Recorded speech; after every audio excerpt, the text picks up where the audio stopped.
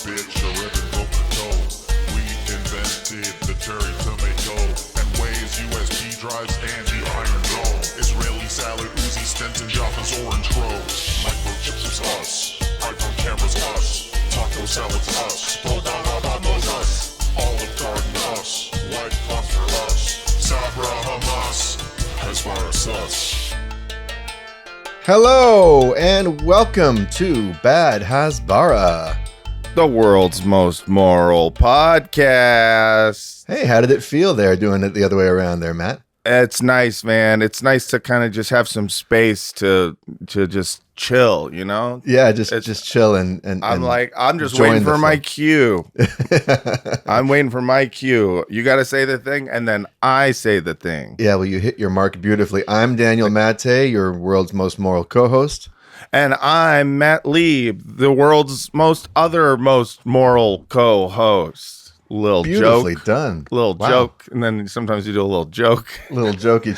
Little joke in there, a little thing. Is that your placeholder joke? Yeah, that was. Yeah, I hadn't thought of a little joke, but next time I will. You got the format down. Yeah. Nice. I get it.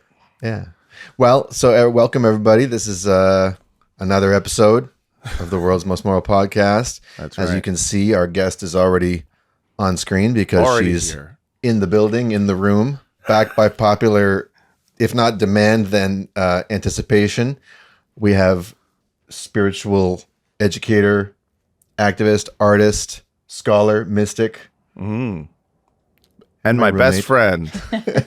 Roommate. Girlfriend of the pod, Hadar Cohen, in the house. Hi everyone, good to be here. Hi, Hadar. Hi Matt. I'm glad you're back on the pod. You know, we've missed you. I haven't seen you since the Christmas special. That's true. And I hope you're doing okay since then. Yeah, no, I mean, you know, thank God I avoided that alternate reality in which I got divorced and started a mukbang podcast. That seemed like a fate worse than death. So Yeah, but to be honest, I did want to listen to that podcast. Yeah, a lot of people were excited by that other reality. You know, a lot of people got into that show. Yeah, no, it was the graphic that Adam made. Shout out to producer Adam Levin. I'm supposed to say that because that. I mean, okay. Listen. Yeah. I say we just we freewheel it. We're free balling. But Freewheeling.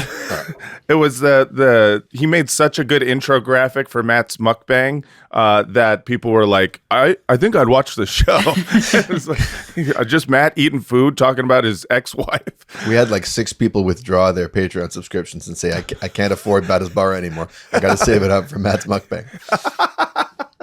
Yeah, man. Yeah, so we had you on the Christmas special, the holiday special. And before that would have been, last May? Us in studio with Matt in LA. Yeah, Look like a at year that. ago. That's right. When you still lived there. Yeah. That's crazy. First of all, the reason why I'm having Daniel take over the hosting duties is because I was in Sacramento, as I had been telling you guys for the last month and a half or so, for the Sacramento Punchline show that I did. And my wife and I, Francesca, we drove up, we did the show, we came back. It was an amazing show. Shout out to the people, the Bad Hasbara fans who came out. That was really amazing. One of the Bad Hasbara fans came and gave me these stickers, and I shit you not, it's Hello Kitty as Hamas. It's Hamas Kitty. I got a goddamn Hamas kitty. I'm not sure if it's picking up on the camera, but That's the most adorable thing I'm not going to condemn. Yeah, exactly. Like, how can you condemn this? You can't condemn this. This is an adorable little chitty just trying to get freedom for everybody. And it's got an AK. Anyways, shout out to whoever I think it's a patron of ours, made these Hello Kitty Hamas stickers, and I'm going to be putting them everywhere in my house. You guys get some nice gifts. You have loyal fans. We do. I snagged us a new fan yesterday. We were out for breakfast. Oh, you kidnapped one. I snagged us a new fan. They're in my closet. Yeah. Yeah, she's. We got now call her headphones bargaining on. chip.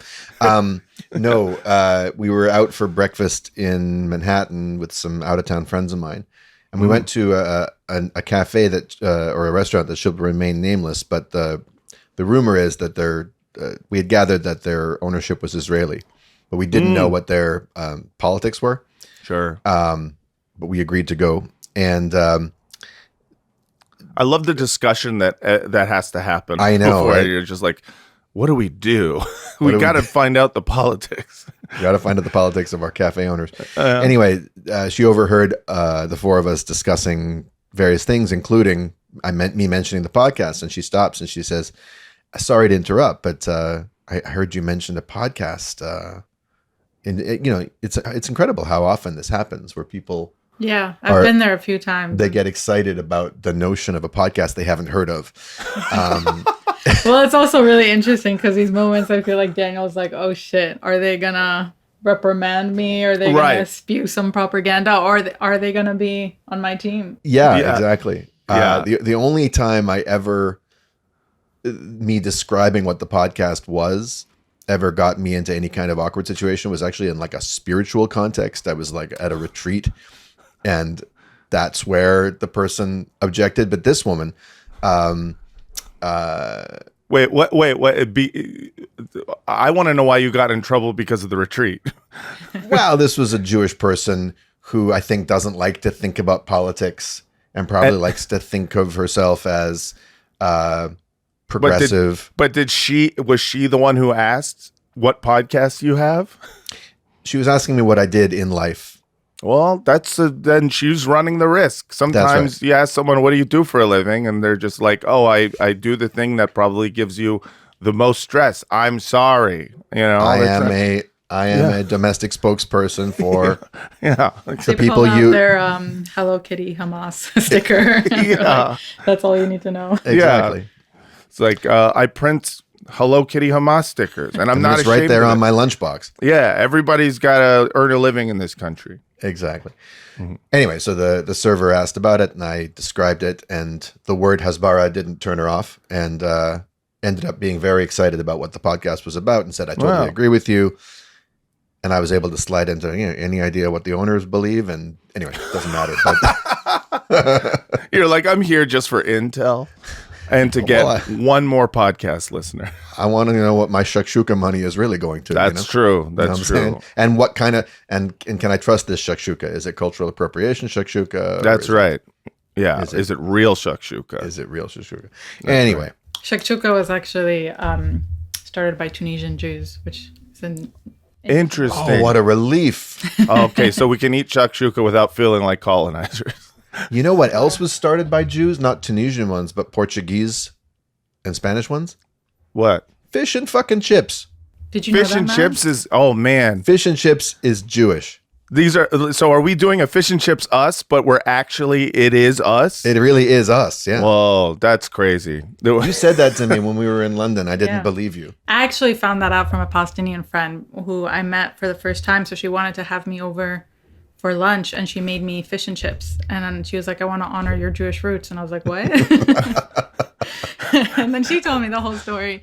That'd be really funny if that was just a long way of doing a joke about like British Jewish colonizers in early Zionism. Just like, I'm going to honor your Jewish roots and give you the most British food of all time. I Here, boiled you a chicken and we're going to eat bread pie. On placemats with the Balfour Declaration printed on Yeah, them. exactly. I just want to honor your Jewish traditions of eating very soft foods. Anyway,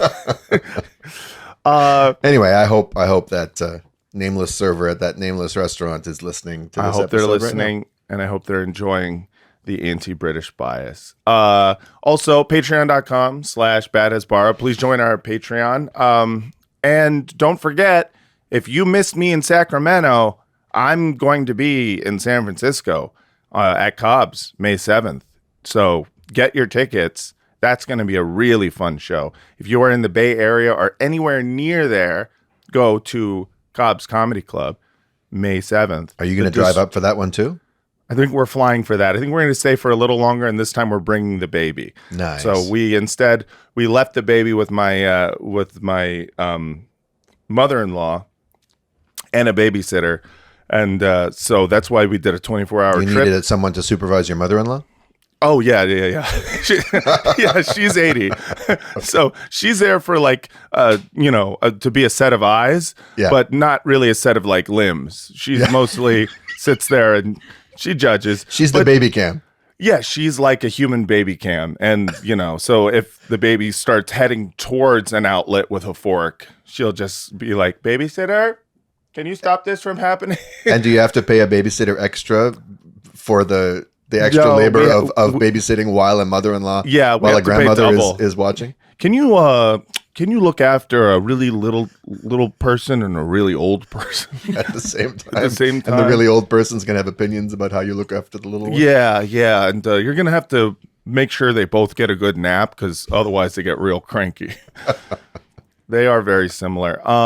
Daniel, do you want to read today's sponsor? Oh, I'd love to. So we mentioned our Patreon, but your first priority in terms of sponsorship and subscription should be today's sponsor or sponsee, or the cause we're supporting with today's episode. That's right, yeah. Brought to you by Middle East Children's Alliance. Middle East Children's Alliance has a team of staff, volunteers, and partner organizations who responded to the urgent needs of children and families under attack in Gaza. And of course, that description is newly refreshed with last night's. We're recording this on Tuesday, the 18th, and overnight, as we'll discuss, Israel resumed their mass bombing campaign. Mm-hmm. So Middle East Children's Alliance is currently providing food and hygiene kits, hot meals, safe and clean drinking water, and psychological support. And the link to donate and support there is Mecca for Peace. That's MECA for FOR Peace, PEACE.org. Beautiful. That was great. I really like this. You have such a more, like, your voice is like honey. Like, hearing you speak, it just makes me want to donate even more. Okay, as long as it makes you want to donate and doesn't distract you from donating. No, it does not. It does not. So let's get into before we do anything else, a two-person What's the Spin? So you guys both, I guess it'll be Daniel's What's the Spin, but for the first time ever, I think we have someone next to Daniel who can look at the records and judge whether or not it was worth it. Well, we may have had that before with when Yahav was in my apartment, and when Noam was there. Do you have any records or music that's spinning in your mind or your life right now that seems really relevant? I know I didn't prep you for this, so this is totally just any music I'm listening to. Any music you're listening to, yeah. Wow. Well, the music I'm listening to is usually what you're listening to, because you dominate the music space in our home. That sounds like Daniel. I offered to put Beyonce up on the wall, That's true. and you declined. Wow, I don't know. I'm blinking. Well, your friend Rasha is Rasha Nahas is opening for our friend Emel tonight here in Brooklyn. I've already featured Emel's music on the show, but Rasha Nahas is a Palestinian from 48, yeah? Yeah, from Haifa, Berlin, New York now. Is an amazing artist. Highly recommend checking her out. So, she's the spin. Okay. And as for me spinning, we lost Roy Ayers recently, who is the great soul jazz vibraphone player who has been sampled by many. So I got a couple of his albums here. He did Everybody Loves the Sunshine and We Live in Brooklyn, Baby, and nice. Just really good vibes kind of guy. Vibes, so to speak. Right. Literal vibes. Like literal vibes. He played the vibes, and he had good vibes. And then also we just had the Jewish holiday of Purim, and this album by Theodore Bickel, sings Jewish folk songs, has the song Hamantashen on it, where he sings about a stuffed pastry. And with Hadar's leadership, I made my first Hamantashen this past weekend. We made some pretty great Hamantashen. Some of them were a little messy looking. The We ones have I to work made. on our form. Yeah, Sure. tough to get the dough to the right thickness and Yeah. folding. But we Regulations. did prune, we did poppy, we did apricot, we did Wow. cherry, and Pomegranate raspberry. pomegranate raspberry, and Damn. chocolate, which was very unorthodox, but That's Not that amazing. unorthodox. I mean, Reconstructionist. reconstructionist, exactly. wow. Jewish. It was a Jewish renewal. Yeah. That was beautiful. Yeah. All right, so that is The Spin, and we are here with our guest, Hadar Cohen, and I guess we should just hop into it. Before we started taping, we were talking about what content we were going to do, and then during that conversation, it turned out that Israel was back at it again. They started bombing Gaza once again, which is it's always weird when that's news or like when that is like breaking. Israel is bombing Gaza, because it seems like what they had been doing like throughout this entire ceasefire. It seemed like they hadn't actually stopped, but this Well, they time hadn't, it was but like they were talking about, as someone put it, it's basically the difference between dozens of Palestinians killed per day and hundreds. and we're back to hundreds. We're back to just endless images. It's the kind of day where it's extremely difficult to sit down and craft like a funny podcast. Yeah. You know, like Especially- big sigh.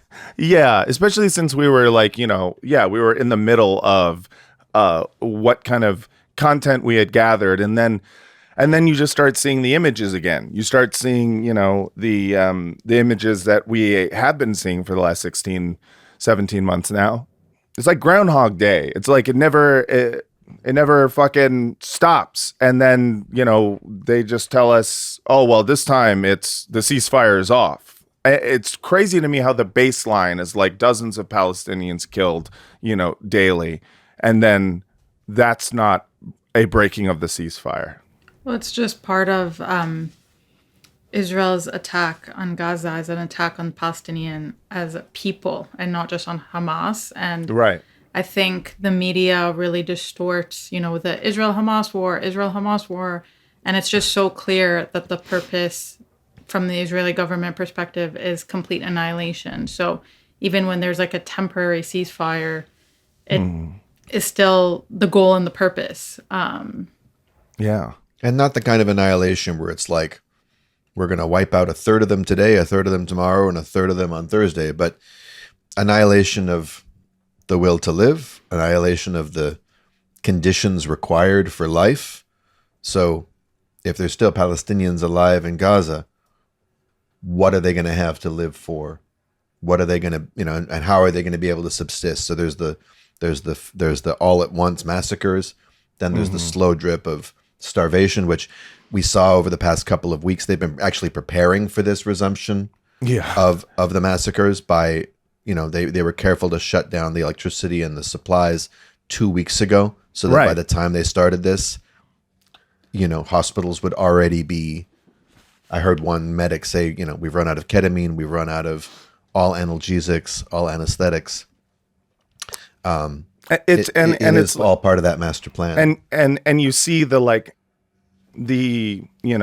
ever I don't know, the ever building consent manufacturing machine at work in the West, where you're just like, it's a constant beat of like, here's another reason why at any point we should probably end this ceasefire. Here's another reason why, these people need to die, whether it's the Bibas family, the bodies returning, the wrong body being returned, the way in which, hostages are being returned. If they're being returned, skinny, then this is the Holocaust. If they're being returned healthy, it's because they're putting a gun to their head and making them work out.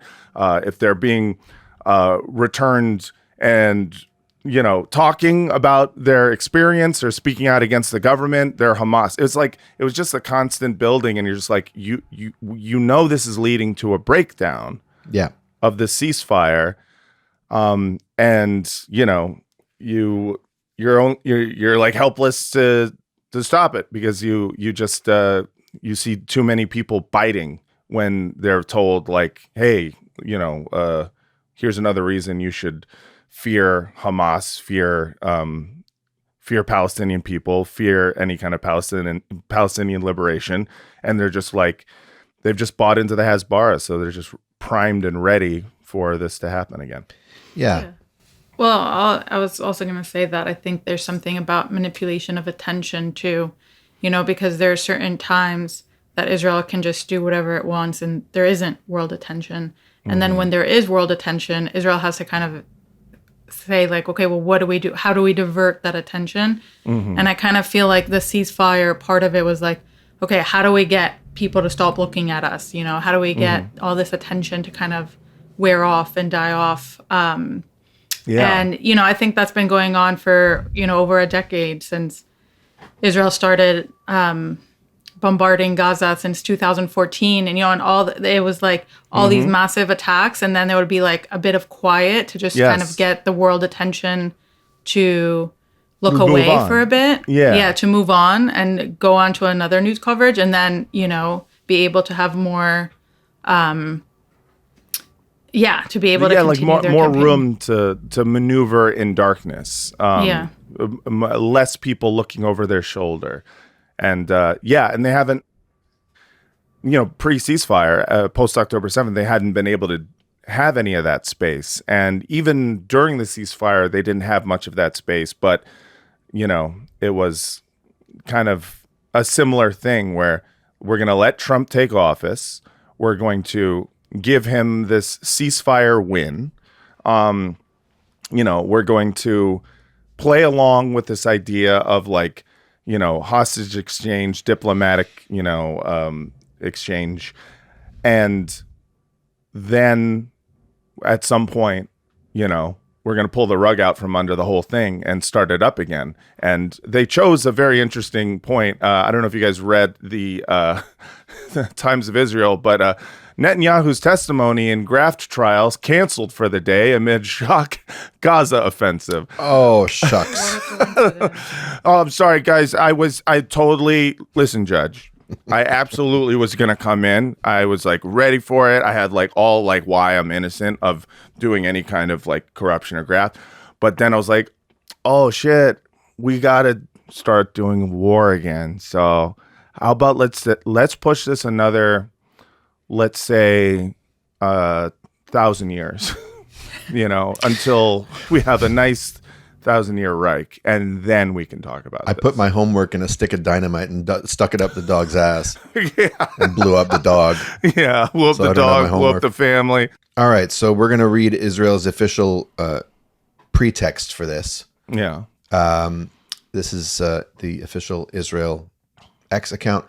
Prime Minister Benjamin Netanyahu and Defense Minister Israel Katz. Is there any other country where the name of the country is a first name? Yeah. I feel like Agriculture Minister Sweden Bjorkstad. Exactly. Canada Poutine, the Minister of Eating Weird Foods, is here. I don't know if poutine's weird. It seems weird to me. Why do you guys eat it? Anyway. So they instructed the IDF last night to act with force against the Hamas terrorist organization in the Gaza Strip. The decision was made in light of accumulating circumstances. This is a nice lint ball of excuses. Yeah, this paragraph here. There's no one reason. It's just like things started building up. You know what I mean? Why did we do it? Why does anyone do anything? Yeah, it's a combination of things. Cause is hard to ascribe. We wouldn't want to be reductive. Yeah, exactly. Listen. There's many straws that broke the camel's back. And we tried to pile enough so that it would be a legitimate use of force. Because Hamas hides. That's right. They inside hide camels. They hide inside the camels. We have to break the back of every camel. That's right. All mammals. We have to kill all the camels, and that's why we have to turn off the water supply, because then you can, those humps get too big. You can hide all sorts of weapons in the camel. Well, exactly. And then we can safely use the straws without... That's right.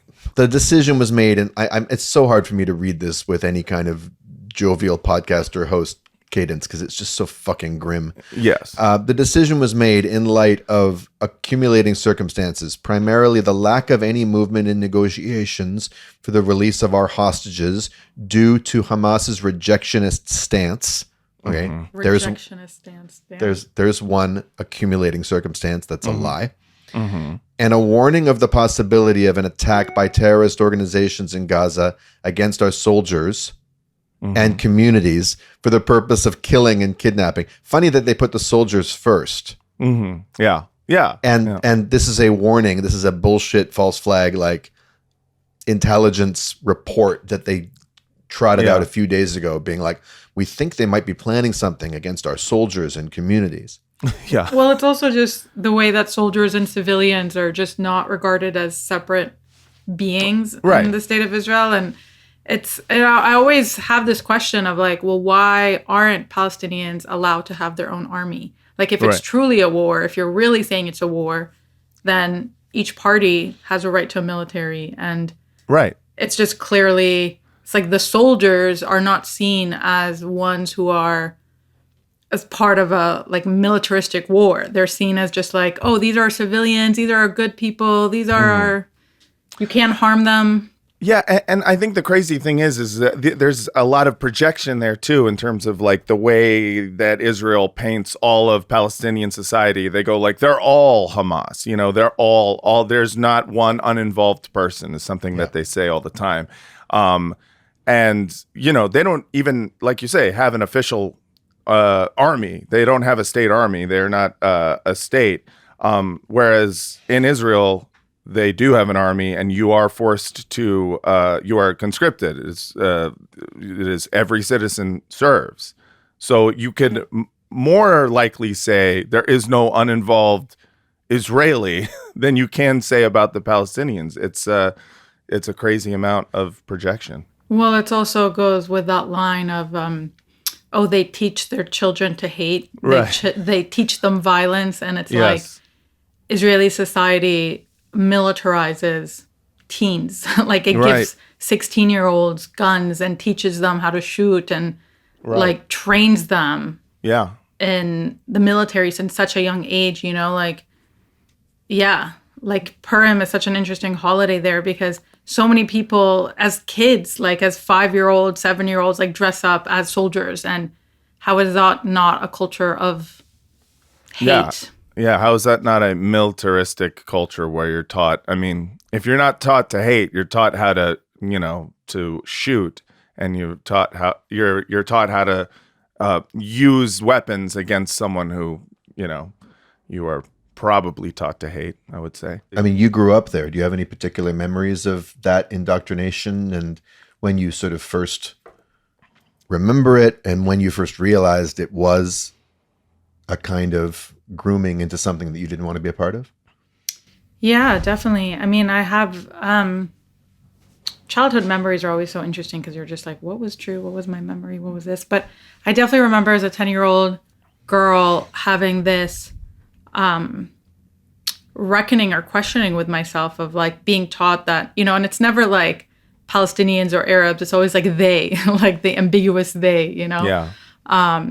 But this thing that they hate us. They hate us because we're Jewish. Like I remember that being really, really strongly taught.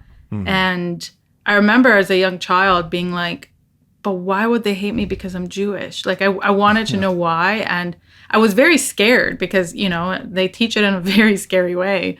They show you all the Holocaust videos and then you're like scared. That's an interesting thing too. The constant like, they teach their children to hate.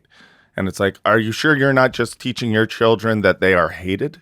Yeah, that's a really good line. I know. Totally. That line just came to me and now I'm like, fuck, dude.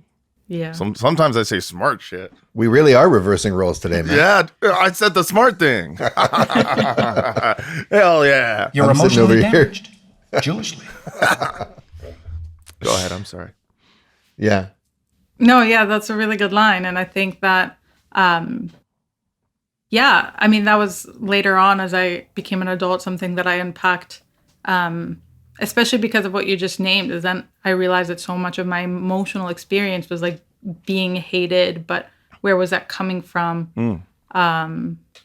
Yeah, but I do remember, especially as a little girl, because I grew up in Jerusalem, and Jerusalem is an interesting place to grow up in, within the state of Israel, because in some ways it's like the most visibly apartheid city, Right. because it's literally east and west. Right. But on the other hand, it's like you actually see Palestinians more than you would in a place like Tel Aviv, and you actually see them not just as like Palestinian 48ers, but like Palestinians who are, under apartheid. Right. Jerusalem has Not, a special, not full citizens. Yeah. yeah. Not citizens at all. Yeah. Yeah. So anyways, I remember just having like small interactions on streets with Palestinians where so much of this propaganda started unfolding for me, where I was like, this can't be the full story. Like, they just can't. And I think this is why, like, sometimes I try to read Israeli news or like Zionist media and really trying to understand, like, what are these people actually thinking? Because even now when it's like Israel's beginning its reenacting, its whole bombardment campaign in Gaza, it's like the hostages are the ones, it's like, oh, it's because we need the hostages, or the negotiation for the hostages didn't fully go through. But it's like, that just doesn't make sense. Like, I'm sure you guys talked about this already like a million times, but it's like, if you're actually trying to get the hostage back, why would you bombard God? Like, it just makes no sense, you know? Yeah, of course. And the way that certain people actually like try for it to make sense, it's like really, and then it just ends up becoming so illogical what these arguments are based on. That they just don't hold through, that the second you have any bit of questioning, it all just has to collapse. And I think that's part of why, in Zionist Jewish communities, like, you're not allowed to question at all. Because if you even question a little bit, like, it will just completely fall apart. Yeah. Which, I can go on, but questioning is in some ways such the base of Jewish practice and Jewish tradition. So it's like so strange to be like, they hate you because you're Jewish, but don't do this thing that your tradition is teaching you to do, which is to question. Right. Don't question that. You have to, there's just so many things that you are taught not to question. New halachic interpretation just dropped. You're allowed to have bacon every now and then, depending on your intention, but you should never even click play on the Bad Hasbara podcast. Yeah, exactly. Don't even look that way. Yes. We're kind of reassessing our stance on shellfish. But yeah, they got to make some concessions, right? Because questioning Zionism is just too tempting at this point. It's just too, it's too readily available now. So yeah, they gotta do some Talmudic carbon offsets and let people, scallops. If your father is Jewish and your mother isn't, as long as you sign this "I support Israel" letter, then we can throw out the whole matrilineal thing. You can turn off the stove yourself. You could turn off one stove per Shabbat, but that's it. No, it's if so the funny. ceiling fan is on, fine. Just go ahead. Like, so many Jewish thinkers have spoken about this, but the way that I'm really interested in this notion of heresy, because, there's a really profound tradition of like who counts as a heretic. And throughout Jewish history, there's been so many people who were heretics that then got integrated into the tradition. But heresy really had to do with denying God's existence or like the oneness of God, or things like breaking Shabbat, or going against kind of these laws that were rooted in God. And nowadays, Jewish community is so fascinating, where it's like, you don't have to believe in God. You don't have to keep these traditions. You don't have to do anything, but don't question Israel, because then you're going to be a heretic, and then you're going to be excommunicated, or then you're going to be a capo, or whatever the hell words they use. And I think there's something there of how God has been really replaced by the state. Yeah, which is a case of blasphemy being elevated above heresy, because the state of Israel and Zionism as an idol is just pure blasphemy, And we're engaging in blasphemy right now, like in that kind of discord. Yeah. Wow, that is a way I haven't examined it before. It's very interesting. To continue on with what was with this, Israel's resumption of bombing. It looks like all of the the same Hasbaras that we've been keeping up with all had their own opinions about this. Can I just ask, do you guys get bored of just the same Hasbara? I mean, I know this is the whole purpose of the podcast, but I'm like, it just really comes down to the same points over and over again. Only seldom do I find myself getting bored, but when I get bored, I get really bored. Yeah, I don't mean with the podcast. I just that's not what I mean. Talking about the same point. Yeah. Oh, 100%. I mean, I will get bored with the Hasbara itself, not the Hasbaras. I love the Hasbaras. They're like my little ducklings that I just want to I want to take them all and just swim around with them and just pick their brain. What are you thinking, little guy? and whatever they're thinking, I'm like, well, that's insane. That's insane. How cute. I want to put a little vest on them, make sure they're warm. But the talking points, I mean, I've been bored with them for a decade, which is why I started this podcast, because I was like, stop saying the same lies. Just update your lies, which is why I get really excited when, I see a new talking point, when I see a new way of explaining Israel. That's when I get the blood flowing in me. It's like, oh yeah, tell me a new thing that you wrote as to why exactly this is okay to do. So the last few years have been a bumper crop for those. Oh yeah.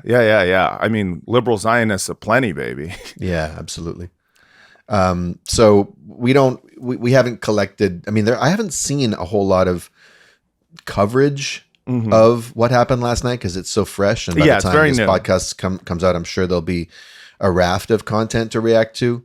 There were a whole bunch of headlines that were like, Israel Hamas war resumes, the exact thing you just highlighted, Hadar, the framing of it, or Israel renews bombing of campaign in targeted attacks on Hamas, this and that, while all of the footage we're getting sent and all of the testimony from medical workers is that it's actually the numbers from what I saw, I think it was 440 Palestinians killed overnight. 170 of them were children.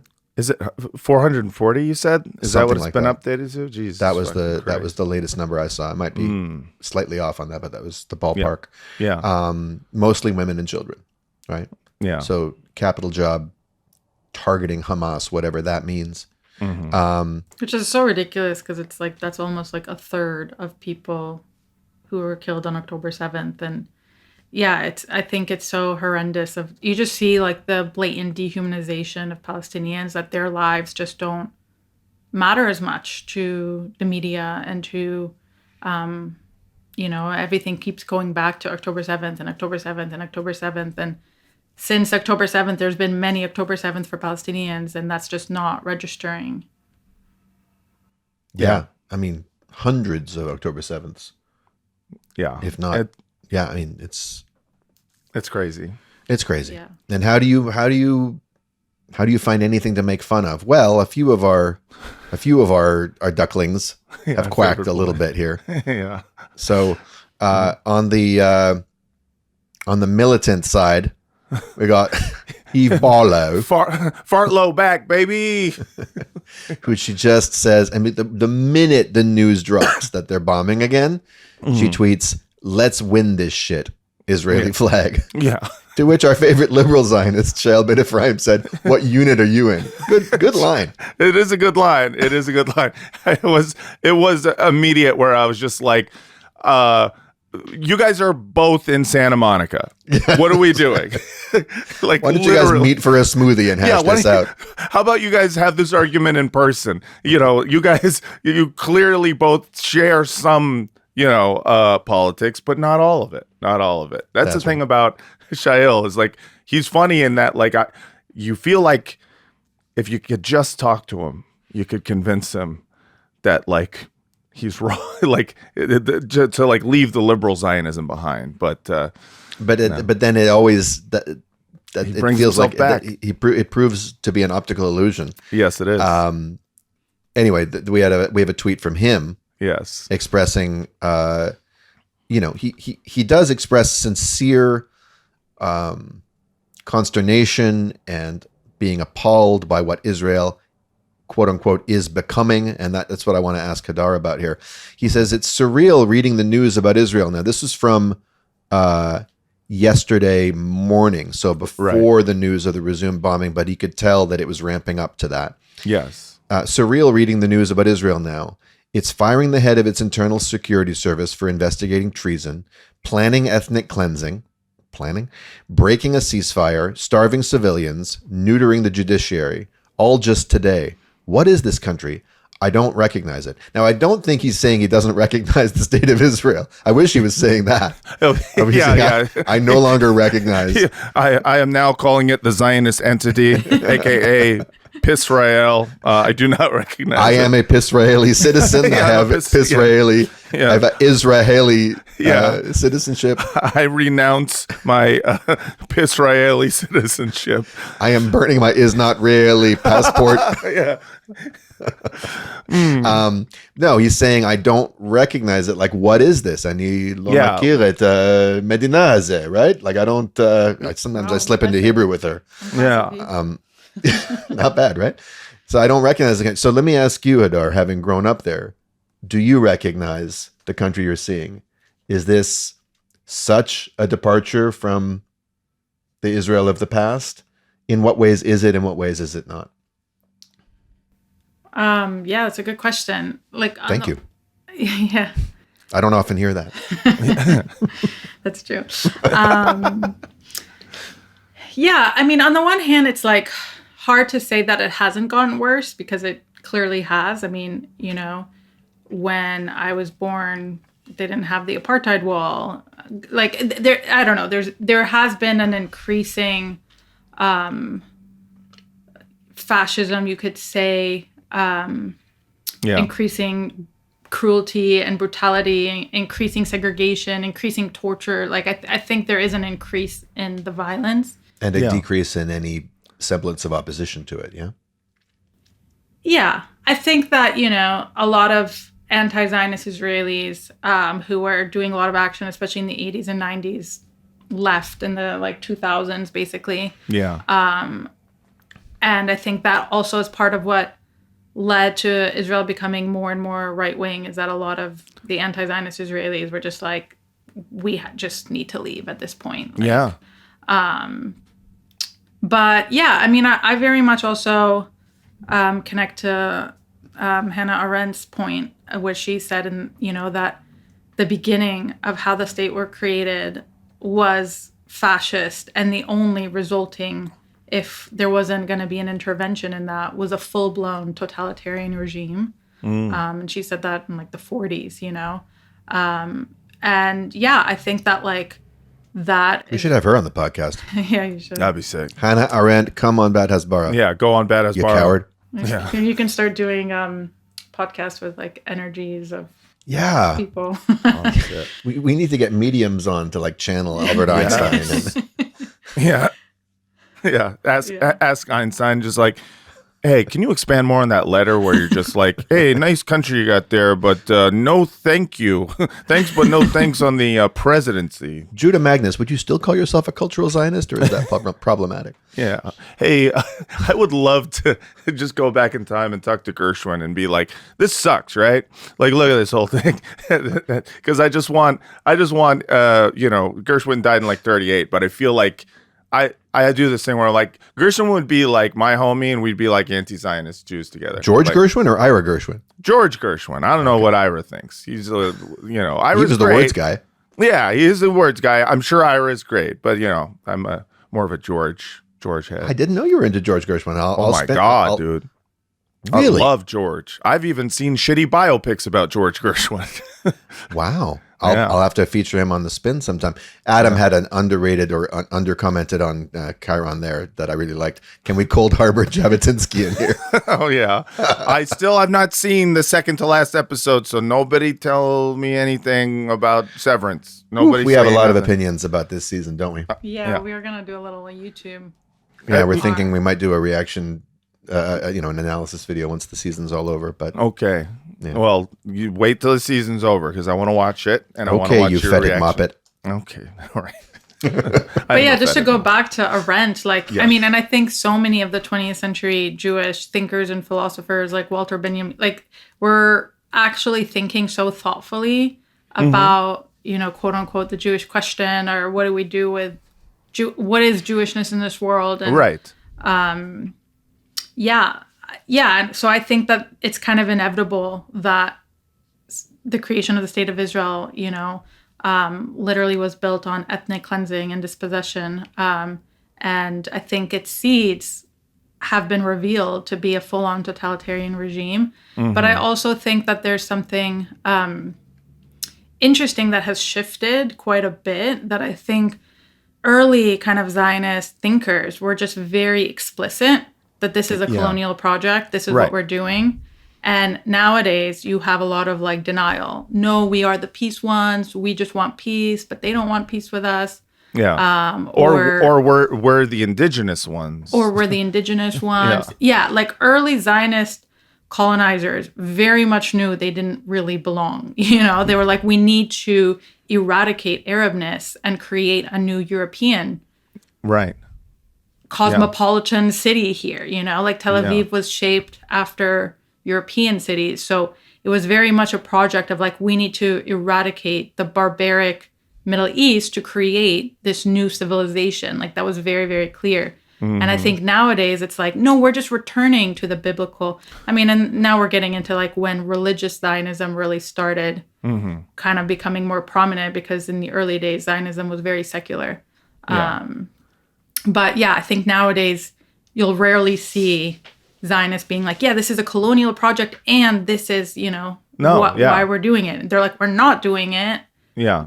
We're the natives, but we're still going to do it without, so it's a bit, I think there's it's a rewriting it's a rewriting of history. Obviously it's revisionism. But it's also, I look at it as half of the revisionism, or whatever percentage of it is for the purposes of Hasbara, right? Of doing public relations, trying to, change the narrative to make it softer for the liberal mindset. But I also think it exists to colonize the minds of people, in Israel and a lot of Israelis, where they, I think they don't think it's a lie that they are indigenous. A Ukrainian Jew moving to Israel, I don't think he is saying to himself, oh, well, I'm going to say this lie of I am indigenous. I think he actually does believe, that being connected to a piece of land that 3,000 years ago gives him the right to displace people. And I think even if you proved to him that he was not connected to that land 3,000 years ago, he'd still think he has a right to it. Yes. Because he's been given something called Jewishness. It's a pass. It's a card at this point. Right. It's just an identity. It's a badge that gets you in and exempts you from it gives you certain rights and privileges, and it exempts you from certain responsibilities, like being a part of the rest of the human race. Yeah, I think this is where it becomes really interesting for me, because if you study Jewish tradition and Jewish texts, there's always these questions of what are the boundaries of Jewishness and Jewish community? And it was always very clear that it's centered around God. If you as a Jewish person don't believe in God, you're not part of the Jewish community. That was the litmus. Okay, I'll see you guys later. Yeah. but times have changed. Remember that. Matt and I both log off and just like Hadar just runs the podcast from now on. All right, now this has become a spiritual note. Good has God. I'm sorry. Yeah, but part of why Zionism succeeded in getting so many Jews to become Zionists is because so many Jews had a void inside of not knowing what Jewishness was or what it was about. And all of a sudden, Zionism's like giving like a very clear answer. Oh, here is who your ancestors are. Look at biblical Judaism. Now let's become, these people who belong to this land. Like it was a very, very clean answer for people who had very complex trauma, still have that trauma, and I think that's part of why you see so much of like the psyche of Israeli society, but not just Israeli society, of Zionist Jews all over the world, where it's like complex trauma that is so deep. And then this overlaid of like, almost like this simple, but this is just who I am, or this is where I belong, or why would you tell me that I'm not indigenous to this? Because that whole narrative is really sitting to cover up all of these complex traumas, really. And are we, just to head off at the pass some possible objections, or at least to deal with them in good faith, are we, by talking about complex trauma, are we thus excusing the behavior or saying that it's, understandable or whatever, but to speak about the trauma underneath, let's say, genocidal behavior, are you whitewashing it? Yeah, I mean, to me, it's not just about, if you're a war criminal and you're engaged in the military right now, then of course there's no excuse for that. But I think like looking at it historically and looking at it in terms of like, well, because this is a fascinating question for me of like being a Jewish person who is committed to Jewish tradition and Jewish spirituality, where when I look into that tradition, I find so much richness, there's so much depth and so much material to actually resist and question Zionism in its current state. And to just find that there's so much mass ignorance, I would say, that Jewish people all over hold about Zionism and Jewish tradition at the same time. I think I'm just explaining that part for me, which was part of my education, was to see like, okay, Israeli society, even though it's saying that it's Jewish and this is a Jewish country and this is a Jewish regime, actually knows so little about Jewish tradition and is engaging so little with this. There's such a flattening of Jewishness and So there's a kind of spiritual trauma on top of all the historical traumas. There's a God-shaped hole you're pointing to, a God-shaped void that a nationalist project would come in to fill. And having grown up in Zionist summer camp, I can say that on the emotional level, Zionism does try to provide some of the ecstasy and communion 100%. and meaning and glory and history and lineage, like all the things that a true religious or spiritual practice would do. They even give you things to meditate on, like meditate on like I don't know, the unbroken historical line of Jews suffering up to this point and our eventual triumph in the promised land of Israel, and they give you a vicarious connection to those religiously devoted ancestors. I actually truly think that is why the we are indigenous argument works so well with a lot of these like secular Zionists, is because it's not just the like, well, according to like liberal, the way it is to be a liberal is like, if you are indigenous, we're supposed to love, any indigenous person. Then you can say land back. Then you can do all of the fucking, bullshit that liberals do when it comes to venerating indigenous and indigeneity without actually ever meaning it. But I also think that there is a weird spiritual thing too, where you can go like, you don't need God, land is God. Just like for an indigenous person, the land is all that matters. It's just, just being there. That's what you hear a lot of people when they, go to Israel, just being here, this being doesn't on matter. the soil. Doesn't matter what you do when you get here. No, Doesn't matter how you treat the land. You're just here. Exactly. You're like, man, this is just like there's God in this land. I feel like planting a bunch of trees that'll easily burn down. I feel like uprooting the trees that have been here for and just improving on it, because God loves being improved upon. God loves to improve them. God loves a good blueprint for an upgrade. Yeah, God is the first to say that, it's about progress, not perfection. But I just want to, I want to play this one thing I saw recently before we take a quick commercial break. This is a First Nations for Israel video that I saw. Oh, boy.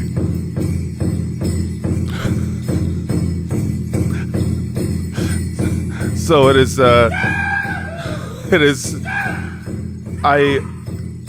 like a drum circle. We are North American Indigenous, and we stand with Israel. We bless you, Israel. So that is something I saw on Instagram. You see it says #Stop Anti-Semitism, First Nations stand with Israel and the indigenous people of Judea. #Jewish Lives Matter, Yisrael High. What does that say? I support my Jewish neighbors. To me, I looked at this and I was just like, this is, who is this for? We need to get some Native Americans doing some Native drumming in order to co-sign this idea that that's us, that this is us. And I think there's a thing where, especially white Americans, we look at like the American Indian, the Native American as, we kind of fetishize it in this way. And I think for a lot of white Jewish Americans, given the opportunity to make, aliyah and turn their land into their God, I think they'll do it. And it's not to say that they worship the land in the same way you would, but like, it's just kind of like this fills that spiritual hole, this land. And that video, I don't want to cast aspersions. I don't know who those people are. It's a little suspect to me that they're like, we are North American Indigenous. Have you ever met a group of true Indigenous North Americans who didn't actually tell you which nation they're from and which land, nation they're from? Yes. So maybe they were able to cobble together like one person from this nation and whatever. But look, it's not my place to judge, but we know that throughout the history of relations, so-called relations between First Nations and second, third, fourth, and all the other nations on this continent, there's been a lot of appropriation, a lot of co-opting, and Native people have had to, in order to survive, put on a performance of one kind or another to assuage the prejudices and fears and fetishes, really, of white people. And this, to me, just reads like a group of intrepid Indigenous people got together and be like, we could probably turn a buck like playing bar mitzvahs. If we like drape ourselves in the Israeli flag, and to which I say, can't knock the hustle. I don't know who's paying them. I don't know, or maybe they're just true. It takes all kinds. Maybe it does take all kinds. Maybe they're just dyed in the wool Zionists. Yes, we will have to do a full episode, I think, on the pro-Israel Indigenous peoples of America Hasbaras out there, because there are a few. Maybe we can get Dallas Goldtooth to come on and talk about that. That would be great. I bet Dallas would, actually. Yeah. Do you know Dallas personally? No, Francesca does. Okay, and I've met him. I was at a conference with him years ago. So yeah. Francesca is homies with him, like from the in the old days, like war in Iraq days, and so yeah. That would be great, because Dallas, if you're listening, you're on notice. Yes, we want you. It is a very interesting, angle for a Hasbaras. I'm a Native American, and I approve of the indigenous people of Judea, especially. Go ahead. Well, one thing just I wanted to say about that is, we were talking about Zionism and its beginning roots of political ideology. Like it is deeply rooted in not just dehumanization of Arabs as people, which is, of course, Palestinians, but not just Palestinians. It's also, in some ways, of the people of the region. Mm-hmm. But which includes your family. Yeah. Yes. Right. Which is, but like also like the deep hatred of them, right? Because when early Zionists were like, this is a colonial project, we need to eradicate not just the people of this land, but the culture of this land, Right. the tongue of this land, Yes. the memories, like all of it, so that it can't be recreated, you know? And then nowadays you see this like, oh, we actually are Indigenous or we actually are Native. Right.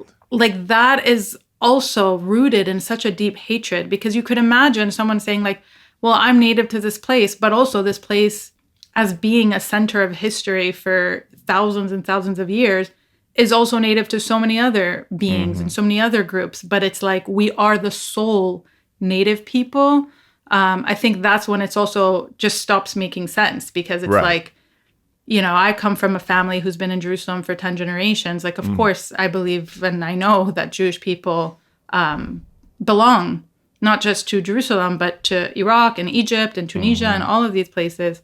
But we're not the sole people who belong to Right. that. Like, you know, these are Right. diverse cities with deep historical layers and multi-religious traditions. So yeah, I think I see this all the time as just like the way that like the deep hatred and the I'm native to this land are so connected. And that's Yes. and that's the way, and what you're also pointing to is the way that hatred and jealousy are connected. You covet. Yeah. You hate that which you covet. You desire that which you end up fearing that which you desire, because it's, you know, maybe we could take a look at Flake Blayton's tweet quickly before we break, because it's just so on point with this. He's trying to do some psychological analysis here of Palestinians, but he ends up completely. This is one of the most crystalline expressions of projection I've ever seen. Yes. This is Flake Blayton, or I can't say his name right. I'm Flake.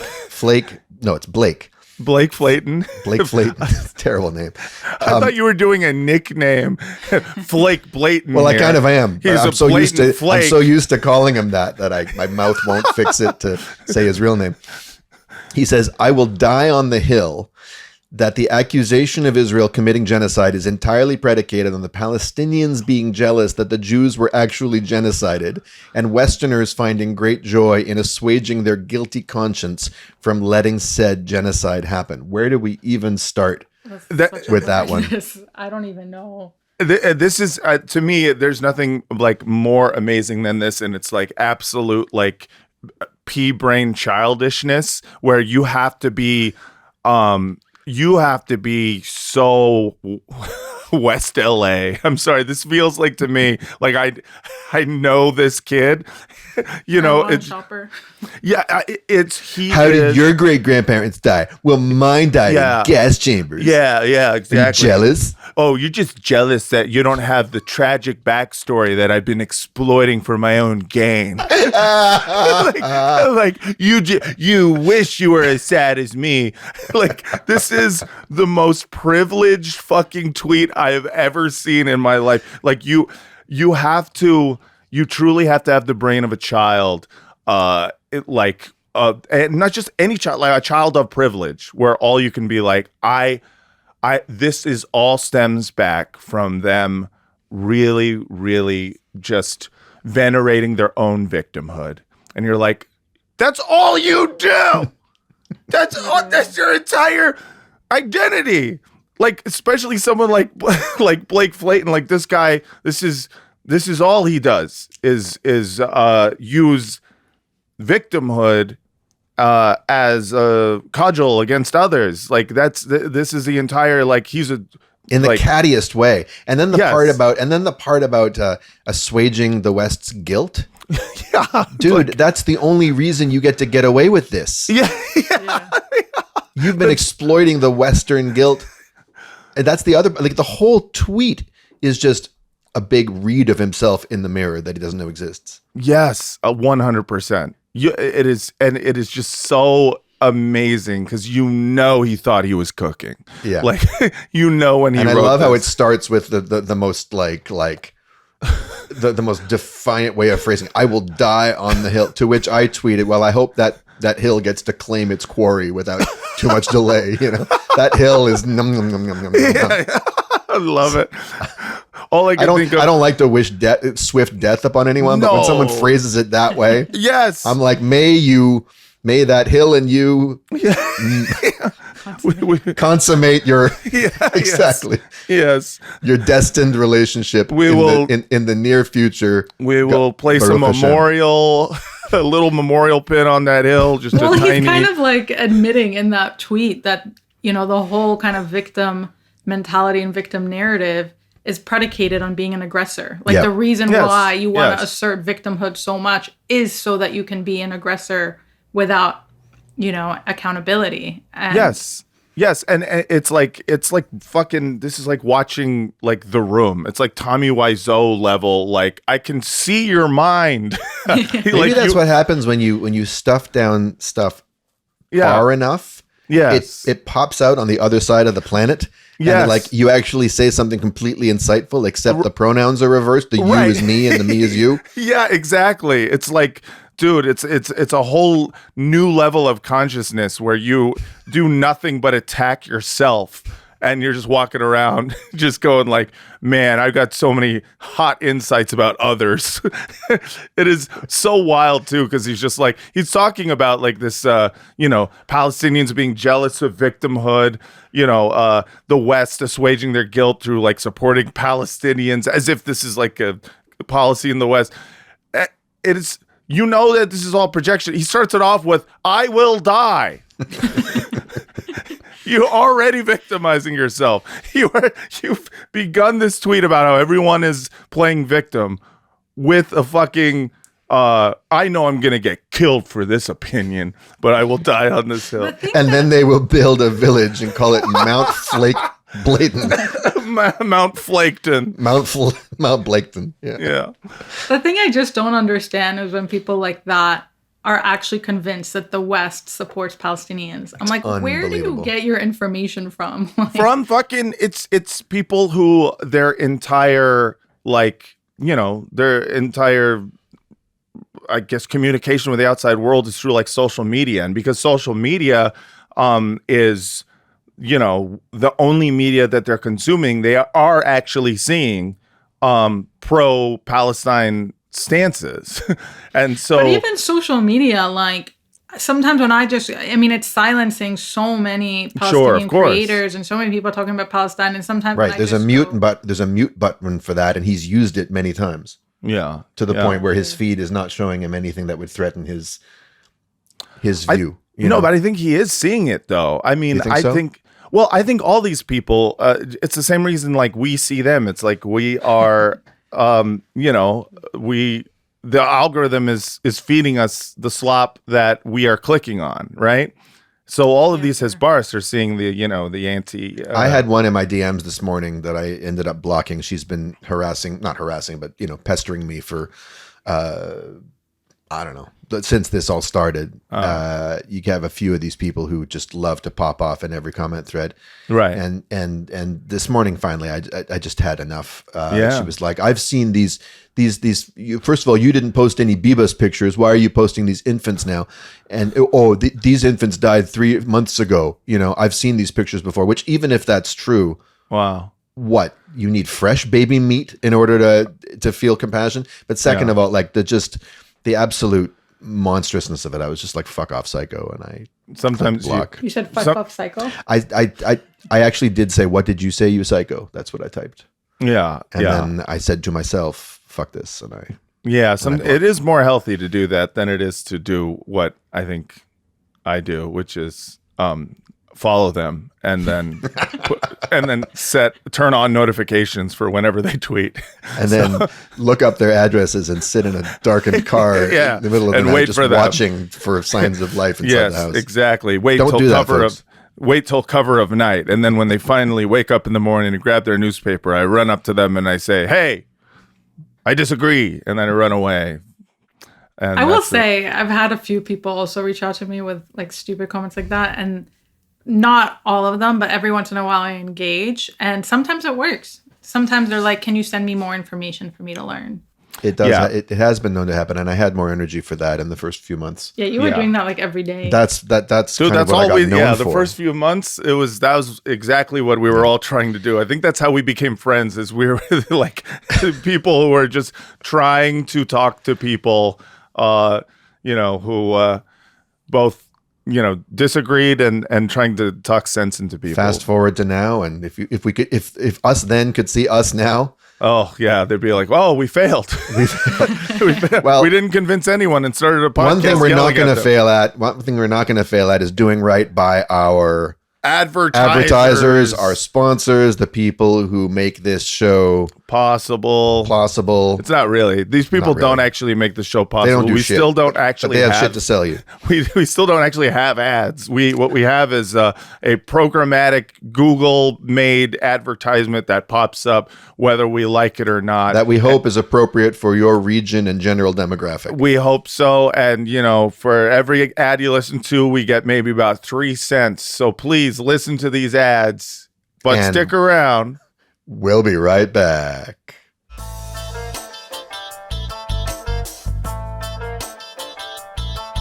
And we're back. Welcome back to Bad Hasbara, the world's most moral podcast. Daniel Mate here, along with most moral co-host and founder, Matt Lieb. What's and up? our special guest today, Hadar Cohen, in the house. What up, Hadar? Thanks for having me. So we have a little segment we want to do on a very special guy. The master of the Senate himself. Yeah, Senate Master, the Roast Master General of Senate. It is Chuck Schumer. Apparently, Chuck Schumer was very recently interviewed by the New York Times. Well, he has a new book out about anti-Semitism in America. He does not. Does he really? Oh, he does. That was one of the reasons they interviewed him. Yeah. Oh, wow. This is okay. This is great. I did not know that. Yeah. And earlier in the interview, I don't think we have this excerpted, but he just talks about the need for this book right now and why he had to write it. Why It's going he to be the had next to. best-selling industry, like books on anti-Semitism. So yeah, the book is called Anti-Semitism in America, A Warning. Oh, all right. Finally. I've And been it's waiting to it's get released- warned about this anti-Semitism. Yeah. What do you mean? I haven't heard you guys talk about that for fucking a year and a half. That's wild. They hate us? Why? Oh, it's because they're jealous of the Holocaust? I knew it. I Typical. didn't like every other Jewish child in North America have the obstetrician whispering into my Yeah. to my mom's pregnant belly. You're coming into a very dangerous world. That was this, how you're supposed to play like music for fetuses to Yeah, my OBGYN suggested that I put headphones around my wife's pregnant belly and then just kind of play, the fucking sermons of the guy who said this. You're emotionally damaged. Jewish. Just a constant loop of everyone's gonna hate you. They're all gonna laugh at you, Carrie. Over and over again. So yeah, he's got a new book out, a very urgent book, and so there's a big New York Times profile on him. Yeah. And there's the New York Times when you load the interview, it plays this very striking video on a loop of him where he's taking off his glasses and Schumer getting serious. Oh, I have a video of that. We have that video right here. Here it is. He's slowly taking his glasses off with his fucking bird-like features. And like crushing them in his hands. Yeah. No more seeing for me. I don't see nothing. Taking off the glasses is always funny because it's like, I understand why you do it. I do it. And it's because I'm like, sometimes I look hot without my glasses on. Let's both do it at the same time, Matt. All Okay, right, let's do it. 1, 2, 3. Oh, my crushing.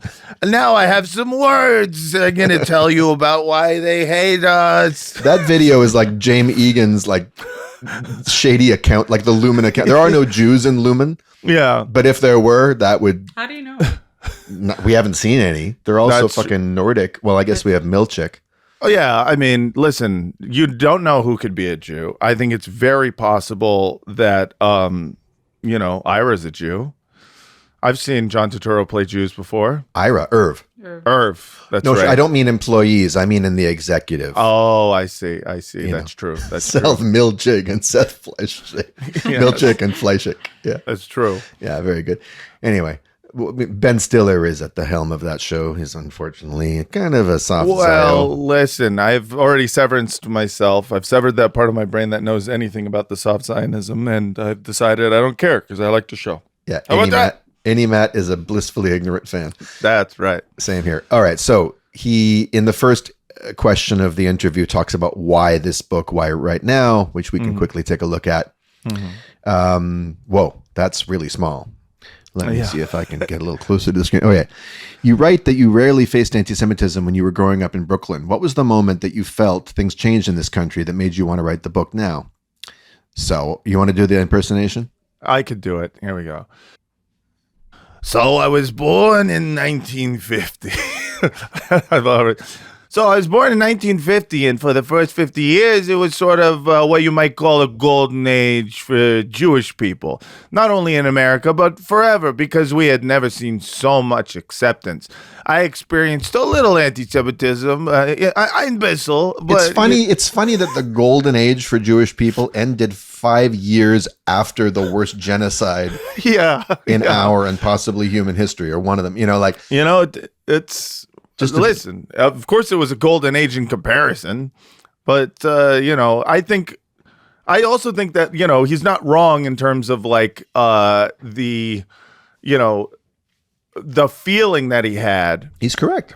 Is correct. Even though, if you were to ask him or ask anyone pre-October 7th about this, they would say oh, yeah, no. And, in the 50s was not a great time, for Jews in America. There were still a lot of, laws on the books. There was there was quotas at colleges. There was, what do you call it? There were certain jobs that Jews couldn't have, white shoe law firms that wouldn't have Jews. There was, the fucking entire, Borscht Belt, the comedy scene in the Catskills, the camps were born out of if they won't have us at their fucking country clubs, we'll build our own. Right. So this is the 1950s. The Jewish Chitlin Circuit.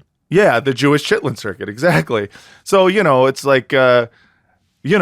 talk about the 1950s now, and we go it was a golden age for Jews. And it's amazing because you can only say that if you're preparing to be but now is the dark ages. And it also drives me crazy because here I am growing up in the 1980s, which really was, by that point, yes, Jews were doing just fine. Yes. With the 67 war victory in America coming fully on side with Israel and, all the Hollywood propaganda. I mean, Jews were fully assimilated into, there's always been distrust of minorities and all that. There's always been xenophobia in American society, but in terms of mainstream acceptance, yeah, he's right. But this is when I was growing up being told it's not safe for you here. You need a plan B. Israel exists for that, Yeah. And so if that wasn't true then why should I believe you now? Right. It's insane. Yeah, that's exactly what I'm saying. There was a moment, for instance, when I was 8 years old and we were driving home from my grandmother's house, and somebody rolled down the window and said to my nice, decent father, "You expletive Jew." But it didn't happen very much. It began, first of all, okay, I want to know more so what the situation was. Unless, this is someone who's saying, they just yelled at you fucking Jew, while they were driving down the street. They knew each other. That's all I'm saying. I'm saying there was a business deal gone wrong. You're saying there's a moral difference between just a random "you fucking Jew" and "hey, you just ran over my cat, you fucking Jew"? No, I'm saying more it's a Jew on Jew crime. It's two Jews yelling at each other about who's a Jew. I had a cab driver call me, basically said the same thing to me, and he was also Jewish, and it was because I wanted to pay with a credit card. Hey, never try to Jew a Jew. Yeah, exactly.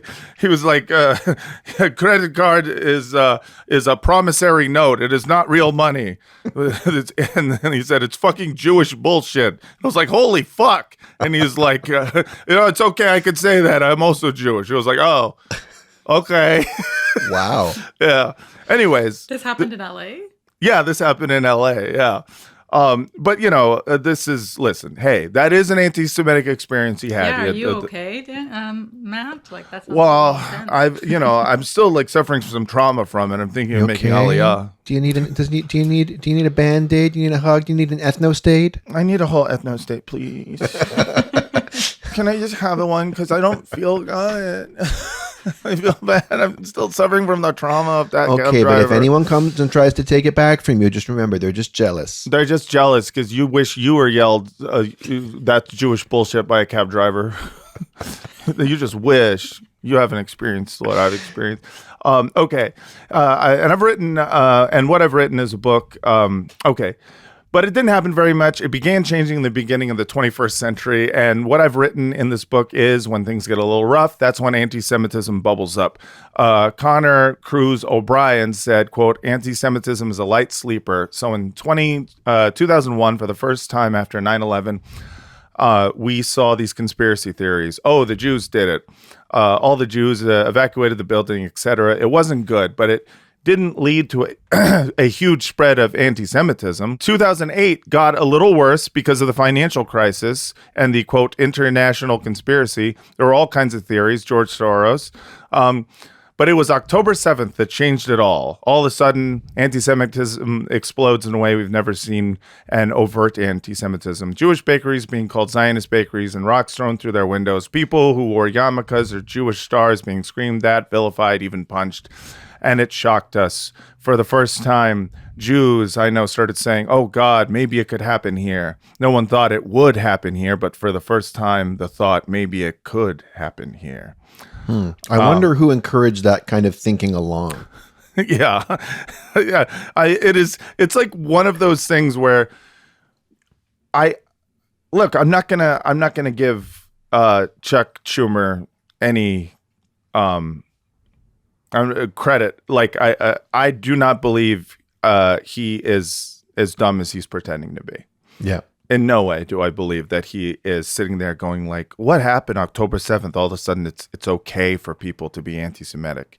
And it's just like, you know exactly what you're doing here. You know exactly why is the time, why this is the perfect time. I just needed to write this book now. And you're going to sit there and pretend like this entire bubbling up of anti-Semitism since October 7th is from people's just latent fucking enjoyment of terrorism and Hamas, and not acknowledge that Israel is like, we represent all Jewish people. We are the Jewish state. We Jews are a monolith, and we're gonna kill some babies, baby. Yeah. Up until that point in his argument, sorry for interrupting you, Matt. Yes. As long as I don't interrupt Hadar, I'm I was happy. about to speak, actually. Oh, you were, so I pre-interrupted you. Why don't you go ahead, No, dear? you go. You were riled up. Well, I was just going to say, like, up until that point in his argument, he's not saying anything earth-shaking. When times get tough, that's when anti-Semitism gets stirred up. That's true. That's always been true, because Jews historically are an easy scapegoat. Yes, right? 100%. Being inside or outsiders. Right. And that's true for a lot of groups. When times get tough, stochastic, sectarian, when times get tough, it's hard to be an Alawite in Syria right now. Right. Yeah. I mean, you talk about, fucking, in the United States, when times get tough and the economy gets bad and jobs are going down, people going after immigrants like crazy. That's people right. Like, we got to, close these borders because they're taking our jobs. When times get tough, fascism tends to have a much more receptive audience, and bigotry has a much more receptive audience because it is easier to blame people and reinforce your own fucking worldview than it is to challenge yourself on fucking the system that you currently live in. So the financial crisis, societal unrest, you could even talk about the Trump movement and the coddling of neo-Nazis and all that fun stuff. Fine. But October 7th, that's when everything changed, he says. Yes. He's actually right. Yeah. That's when, that's what changed was a massive portion of the American population became aware suddenly, not because of October 7th, but because of Israel's genocidal response to it, that we are bankrolling a crazy lunatic state that says it's doing this in the name of Jews. Yes. And that is what changed. And a lot of people stood up and said, I oppose this. And the vast majority of them opposed it on grounds having nothing to do with the Jewishness of the state, Right. but rather just on a moral, a completely moral level. Right. They criticized it and rejected it on the grounds that they would reject anything from any other country. That's exactly right. What were you going to say? Well, it's always so wild to me in these discourses how Palestinians are just completely missing as people who are also part of this reality. And, I'm sure you talked already about the ADL and just how psycho they are. But it's like so many of their speeches were like, yeah, we have to stand up against anti-Semitism. It's not political. You just have to be willing to end Jew hatred. And David Schwimmer said that a few weeks ago, and it had a big influence on Matt and I, that David Schwimmer said that. Yeah, we love him. From Friends. Oh, yeah. That's heartbreaking. Sorry for your loss. No, but just like the way that it's like, oh, this is not political. This is just about Jew hatred. As if like Palestinians are not out here also experiencing so much destruction and violence and are not also, in the American diaspora also experiencing extreme silencing and repression and physical violence. And physical violence, and the way that it's just like, oh, it's not political. So it's like, but what are you actually telling people to do? You're telling people to completely ignore Palestinians' cry for justice. Like, yes, I mean, this is my main thing with the centering of anti-Semitism, not just in our like political discourse, but like in our fucking, in Washington, in the seat of power, and the same thing with like, in the media or anywhere. The centering of it exists for one purpose only, whether or not people know it.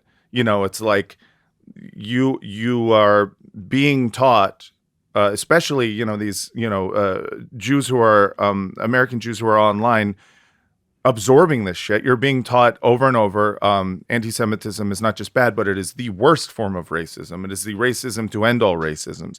And this very reasonable thing, which is like, don't let people be racist against Jews, which is not a wrong position, is used in order to make it so that you cannot have a critique of Israel that isn't heavily redacted based on the, the trying to get the words exactly right so you can criticize Israel in a way that doesn't make people go, is this about Jews?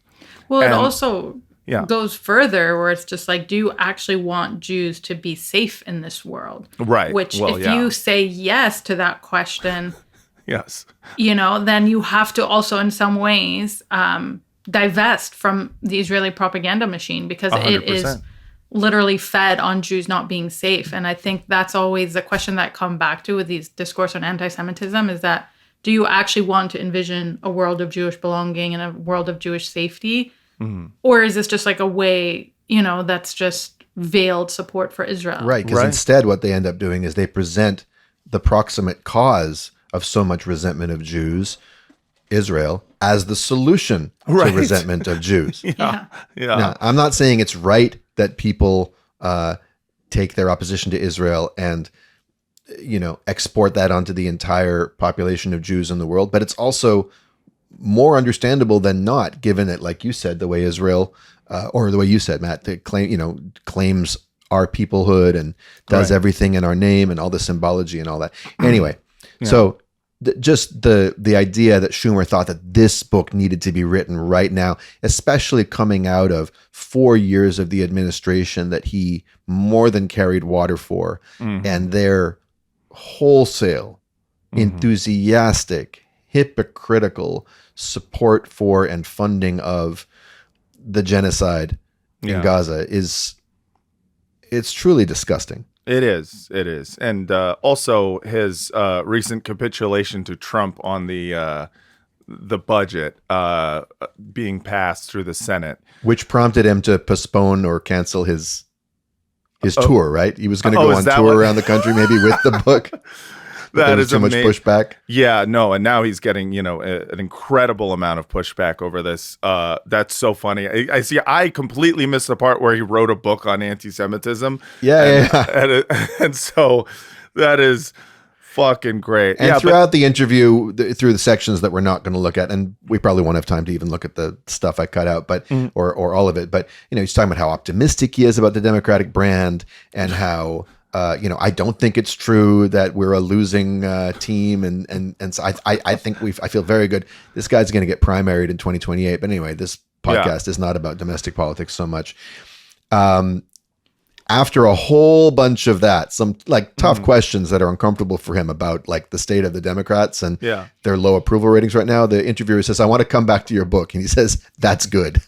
He's really relieved. Thank God. Thank God. Oh, thank God. I can talk about God. that. Yeah. Jews in America have always been closely allied with the Democratic Party, but Trump in this past election clearly saw an opening to win some of them over. And it does seem as if the events of the past year and a half have shifted things for American Jews. Do you think the political landscape has changed in any lasting way? No. There are different polling numbers, but most of them show a very high percentage of Jews voted Democratic. Some of the more vocal people are on the right, and the Republican Party has made an attempt to make Israel and even anti-Semitism a political issue, which is horrible for Israel. I told that to Netanyahu actually years ago, not to make it a political issue, but he did. What? What does that mean that anti-Semitism is not a political issue? And what does it mean that Israel or the Republicans or the Democrats have ever not made it a political issue? It being, I believe, a political issue as in calling one party anti-Semitic and one party the party for the Jews and one party the party against he means Jews. A partisan issue. When he talks politics, all he means is Republicans versus Democrats. Yeah, but there's also, I feel in that discourse of anti-Semitism, this assumption that anti-Semitism is not a learned thing, just like every form of racism that's part of social conditioning, that with justice work, with education, with resistance work, all of that, you can transform. It's no, anti-Semitism is ingrained in certain humans. And it's an evil that will never go away and is just kind of inherent. And I think back to that ChatGPT response thing that I know you looked on with Lara, but one of them, it said that there's a fantasy of persecution. Yeah. And I've just been thinking about that since I saw that written, because it really feels like there's a really deep psychology fantasy of we are the persecuted ones and this evil thing. We don't actually want to transform and heal anti-Semitism and make Jewish people safe in this world. We actually want to continue being persecuted and then using that persecution as, this creation of an ethno-state and it's currency state. One way or the other. I mean, it's people using it as currency. Even as we fund, it's immutable. It's not political. It's just it's a law of nature. It's just it's on the periodic table. Right. It just exists as an element in this cosmos, table right? Of elements. Right. And it cannot be eliminated. And so give us your money so we can fund think tanks and ADLs and orgs and whatever to say that we are eradicating it. Yeah. When he says it's not political, he's basically, it's almost like he's saying, look, water is a human right. Healthcare is a human right. These things should not be political. The right to feel terrified of anti-Semitism everywhere is a human right. Yeah. This is not a Republican or a Democratic issue. This is a natural law. Yeah, and what you're saying is directly connected, how there's actually no red line for Israel. Right? It's kind of like a bottomless hole where it's there's no amount of funding that's sufficient. There's no amount of genocide that's enough. There's actually something in it that it just keeps going and going and going. Right. Yes. And I mean, Norman Finkelstein and others have pointed out go ahead, drink at home if you're playing the drinking game. Whenever Daniel mentions Norman Finkelstein, take a shot. I walked in on him yesterday watching Norman Finkelstein. I was like, "Damn, your other lover." Yeah, I turned it off like it was porn. Yeah. Oh no, sorry, that was a gangbang. Yeah. That question has two elements. Number one. What are you doing, honey? Oh God. Oh God. What was I going to say? Oh yeah. Every time Israel needs to basically manufacture consent or demand for another round of atrocities, every time there's a new Israeli horror to explain away, to lehesbir away, right? It always coincides with some new book called The New Anti-Semitism. Yes. And that was there in the 60s, in the 70s, in the 80s, and the 90s, all the way up until now. And Chuck Schumer is just the latest huckster to cash in on this. Yes. Not that anti-Semitism isn't real. You have a friend, Ben Lorber, who's put out a book, from a Safety Through Solidarity, where trying to take a serious look at the reality of anti-Semitic sentiment in the world and how pro-justice people should approach it without sacrificing our awareness of Zionist crimes. And part of the point of that book is that you can't actually have this conversation about anti-Semitism without talking about Israel or Palestine. Like, it's just because Israel is the risk factor. There's no way to talk about anti-Semitism in our modern age without also confronting the injustices of Palestinians. It's just completely connected. So to try to have this apolitical conversation about anti-Semitism, it just feels like nonsense. Yeah. Well, I think Schumer is trying to sell that nonsense in this book. Yeah, because clearly. He goes on to discuss his view of this. Obviously, with the situation in Israel, there's some people who feel the Democrats weren't strong enough, but Biden was. He stuck by Israel very strongly, and most everyone recognizes that. Yeah, including many people who stayed home or turned out to vote for the other guy. Yeah, and fucking moron. The interview says, and it cost him, and he responds, "It cost him a little. I'm not sure how much, but okay." I think that basically the rank and file Jewish person who is not that political or no more than anyone else is fundamentally a Democrat and will stay that way. Yeah, that's not who you have to be thinking about if you actually want to win elections. This is a crazy fucking thing about this entire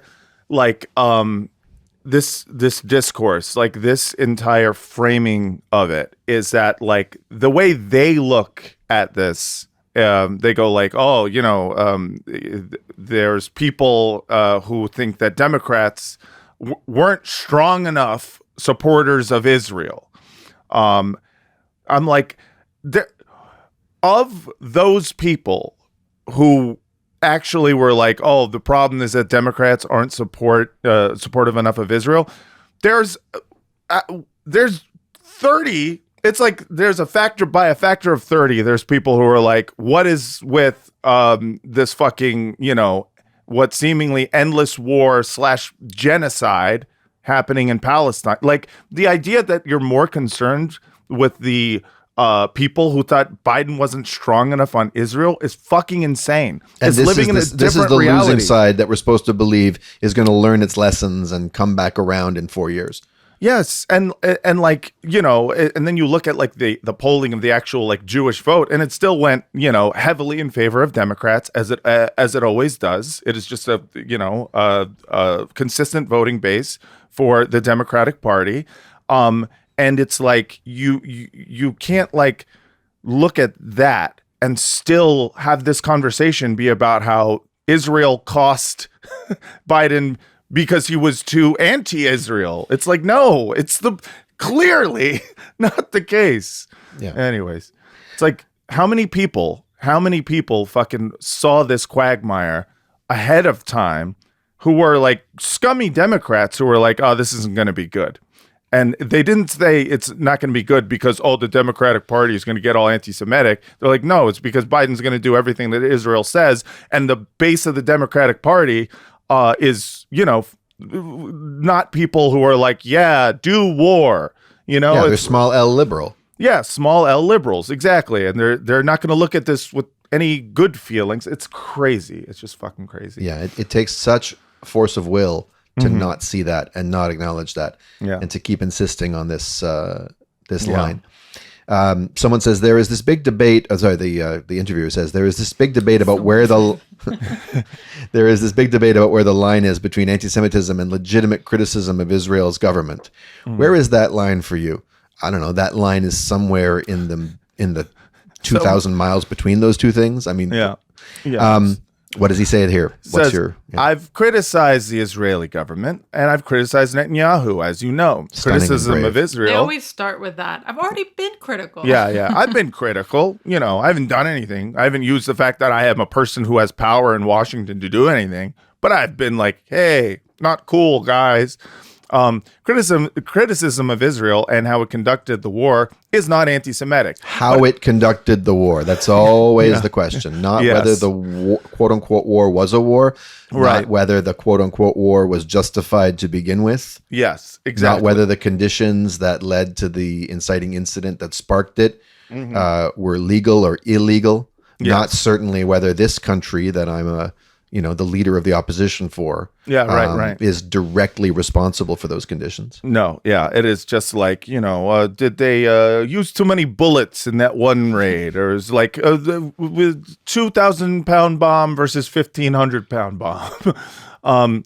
But it begins to shade over, and it shades over in a bunch of different ways. When you use the word Zionist for Jew, you Zionist pig, you mean you Jewish pig. Yes, when you use the word Zionist for Jew, you mean Jew. Right. When you say Zionist. That's tautologically true. Yes, exactly. But no one uses the word Zionist for Jew, or virtually no one uses the word Zionist. They mean like this is what these people can't understand. Yeah. Is it possible to use the word Zionist for Zionist? Yeah, right, exactly. That's the thing. They are so convinced of, the idea that Zionist is a dog whistle for just any Jew, that they refuse to learn what Zionism is or what it means, or does it have any other uses as a word other than to be a dog whistle. And is anyone besides the people who proudly claim it allowed to use the word? Right, exactly. Like Zionist is the only word in the English language, as far as I can tell, according to these people, that is only, I guess there are certain reclaimed slurs against certain minority groups, but that's not what we're talking about. Zionist is a proud, self-coined ideology that people... Okay, fine. You say you're a Zionist, cool. Can I talk about you as a Zionist? No, you mean Jew. Yeah, right. I'm sorry, but what if that is what Zionism was, though? What if it was a slur, like way back in the day? And then they're like, we're going to reclaim this word. That's like what Herzl said. And it became, a reclaimed version. You don't know, man. That's possible. Shit. That's woke as fuck. That is woke as fuck. Yeah, but even for the people who do sometimes use Zionist for Jew, it's like they're talking about the Jewish people in Palestine and what they're doing to Palestinians. It's not like their inherent Jewishness that's like the issue. It's like the power that the state has over inflicting Palestinian life with so much violence. That's the issue. And that just refusal to kind of see that, I feel, really comes back to what we were talking about, how it's like anti-Semitism is an evil that will never be gone. Yes. And, they hate you because you're Jewish, not because what Jewishness has become or what Jewishness is being used for, It's Palestinians colloquially refer to Israeli Jews as Yahud, right? Yahud, yeah. But that's... What's that? I just said right in Arabic. Oh, sah. But that's just because it's Israeli the Yahudish state. is more syllables. Like it the Jews themselves are Jew. Like they're not hiding their Jewishness. They're using their Jewishness to assert their. I'm going insane trying to parse the notion that it's an anti-Semitic slur. Even Palestinians who say Yehud for Israelis, it's like a lot of them have memories or education about when Jews were actually part of the region and not, part of a settler colonial state. And I think that yeah, like that memory is very alive, especially in the older generation of Palestinians. And I get messages like that all the time. It's like, oh, my Palestinian grandfather talked about his Jewish best friend, and all of that. And yeah, the way that, I can go on and on about this. But just the way that like Arab Jewish existence has it is also necessarily part of that erasure, which if I can just go on a little rant here, it's part of my frustration. Hold on, just let me crack a LaCroix, all right? Okay. Everyone listen. Oh, yeah. Okay. No, but just, there's a lot of kind of racial justice initiatives within the Jewish community to both be allies in racial justice movements more broadly, but also within Jewish communities to think about Jews of color and all of that. And I've witnessed that it's so difficult for them to talk about Arab Jews as a racial issue, because part of what that means is that you also have to look at Palestinians as a racial issue and the Arab world as and there's such a deep resistance to doing that, because then you have to actually see Zionism for what it is. So it's easier to just erase Arab Jews. Yeah. And then somehow say this is a project of Jewish belonging where all Jews are welcome, Right. Like I always find it so much cognitive dissonance in some of these like Hasbara accounts that are like, we love Jews, everyone, the way they are. And then you just like slightly go against what they imagine. And it's like, oh, you are the enemy of the Jews. You're, and it's just like, wow, that was like a really big transition. Yeah, quick turnaround. Yeah, there's a really instant pivot on the loving of the Jews thing. Yeah. It is, it is just watching all of this like discourse about anti-Semitism and the dog whistles of what Zionist means. All I can do is just like watch and go like, hey, I'm glad there's one place, this podcast, where we can actually differentiate Zionism as something other than a slur that these guys are purporting it to be, other than a dog whistle, but an actual ideology and identity that people and material system of power political power, and historical. Military power, and historical, go thing ahead. With consequences in the real world, that everyone is entitled to spout off about, and that no one should be cross-examined to see if that's coming from a place of disliking Jews. Yeah, and just finally, if someone calls you a Zionist pig, hey. They could be doing it because they are anti-Semitic. But also, I will check your tweets. Yeah. And I will see if you are in fact a Zionist. And if so, you might be a Zionist pig. In which case, possible. You have some apologizing to do to pigs. Yes, exactly.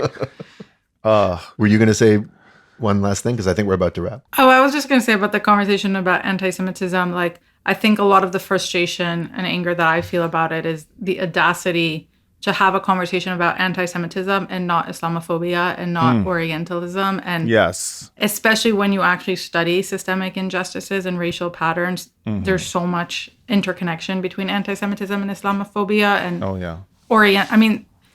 so just also and that goes into a deep colonial history of separating out Jews from Muslims and that's right. Pitting them against each other. But yeah, it's just always so enraging for me how conversation about anti-Semitism is really like so often dismissing Islamophobia and Orientalism. 100%. Yeah. And it does it, I think, for a very specific purpose. And I think at this point, it's like people aren't fooled too much anymore into, as to what the reason is. And we are trying to center the conversation around this idea of a dangerous, type of bigotry, so that we can try to lessen the impact of the conversation around the bigotry that is currently killing hundreds of children today in Palestine. Anyway, Well- the Schumer interview goes on at length. We don't have any time to keep going, but he talks about how, look, if Mahmoud Khalil committed any crimes, he should be deported. If he didn't, he shouldn't. I don't know enough, and he just I don't know. he just- I'm scared. yeah. So if you want to be enraged, bored, irritated further, if you haven't gotten your fill of the Schum, go ahead and Steal the article somehow. steal the article from the New York Crimes. Exactly. And that is our episode. Hold on, of shouldn't this Badass be my role if Bar- we're reversing roles? Oh yeah. Can you? Yeah. I'll do it. Yeah. So you do the ending. Hell yeah. Yeah. You get to do that, and you get to do the rhyme. Yeah. You ready? I could do, yeah. You say. Anyways, I think that's a podcast. I think that's an episode. What do you guys think? Yeah. That's Yeah. an episode. Seems like an episode. Hadar Cohen, thank you so much for joining us on the Hasbara podcast. Do you have anything to plug? Anything you want to tell the folks? Where can people find you? You can find me. My Instagram is Hadar Cohen 32. My website is hadarcohen.me. The other 31 Hadar Cohens, not even worth a follow. Yeah. Yeah, fuck 'em all. exactly. No, 32 is my birthday, March 2nd. Happy late birthday. Thank you. It's a little awkward because I forgot about her birthday this year. I have to be reminded live on a podcast. boy. No, shut up. He's a better boyfriend than that. There are still balloons in the bedroom. Yeah, I guess I will plug in if you want to join a multi-faith scripture class. There's a weekly Hebrew Bible class that I teach every Thursday. You guys threw in some Quran last week too. We did a Torah Quran class, which was really beautiful. And I really believe that scripture is meant to be learned in a multi-religious community. So you can access it at malchut.one. Mind if I spell that? Yeah, I knew you were going to My pet peeve is that she's like, at malchut.one. I'm like, most people don't know. All how to- Americans like malchut. Yeah. Malchut. malchut.one. Hell yeah. Thank you. We'll put Thank the you link. so much for having me. Of course. We'll put the link in the description. Daniel, you toss to me. I'm about to toss. You catch, all right? Okay. Anyway, shout out to producer Adam Levin on the ones and twos. Thank you for listening. Patreon.com/badhasbara, badhasbara@gmail.com. And until next time, from the river to the sea. I wouldn't take the Schumer book, not even for free. All Well right. done. Yeah, that was all Adam. Jumping jacks was us. Push-ups was us. Krav Maga us.